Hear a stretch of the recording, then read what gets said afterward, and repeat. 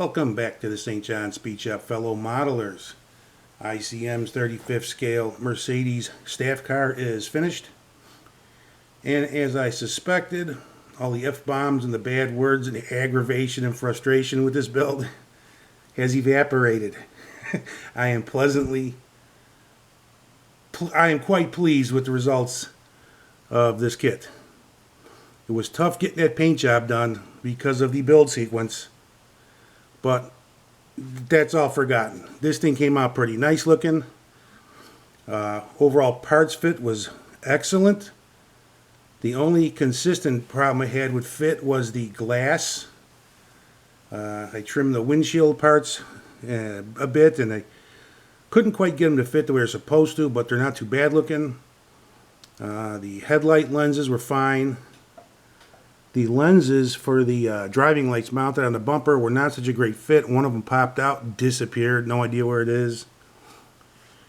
In the driver and passenger side windows were a poor fit up against the windshield frame. There was a big gap, so I didn't bother with those. No big deal. Don't need them anyway. But that was the probably the most problematic part of this build, fit-wise, was the glass.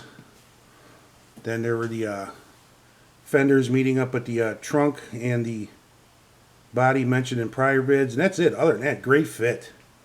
This kit is definitely not for a beginner. It's very fragile, some seriously tedious parts, and some of them I would have, on another kit I probably would have ditched them, but these fit perfectly. So once you got them in place where they belong, done. The colors used were Tamiya light metallic blue.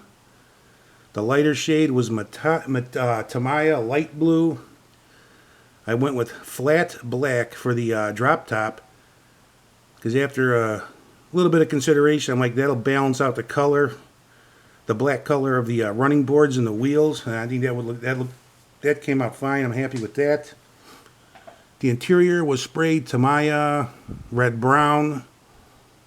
And I tried to shade it and then didn't really work out. Wasn't happy with that. Then I wound up brushing on some Tamiya brown out of the bottle for a little bit of contrast. And it didn't work out so hot, but still looks pretty good. Well, let's get it rotating. I used the Molotov Chrome for the hubcaps. I brushed it on, and that looks phenomenal. It just seems to scuff really easy.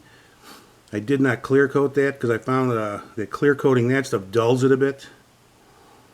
The rest of the chrome was done with Tamiya Silverleaf and painted on.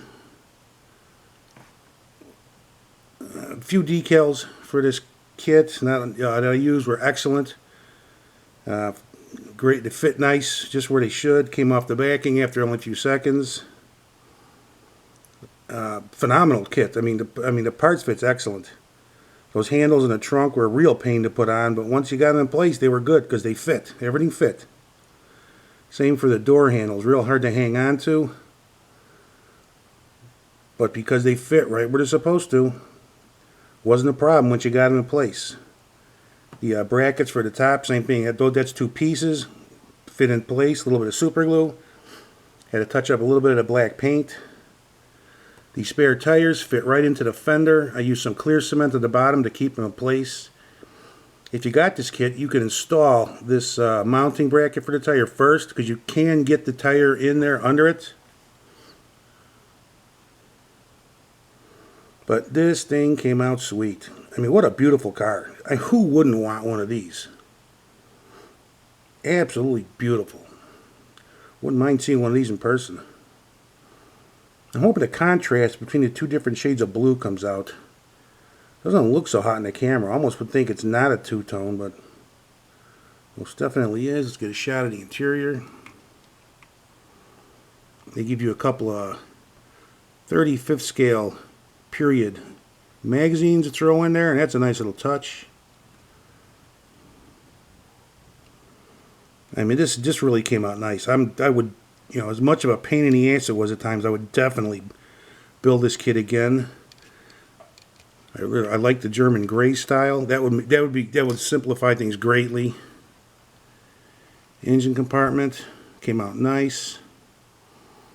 I used I think Citadel color bolt gun metal to paint the engine. Just dry brushed it. The instructions call for some metallic gray or something. I figured that color would work fine. Not a very big engine, not very prominent in there. But I'm real happy with this. Nicely detailed kit. It was a chore to build and paint, but man, it came out nice. I'm real happy with this.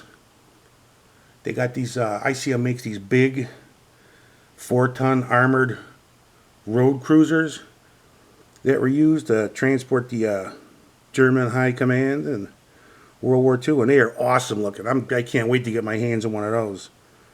But if this thing was $60, I can't imagine what those would cost. But this build was phenomenal.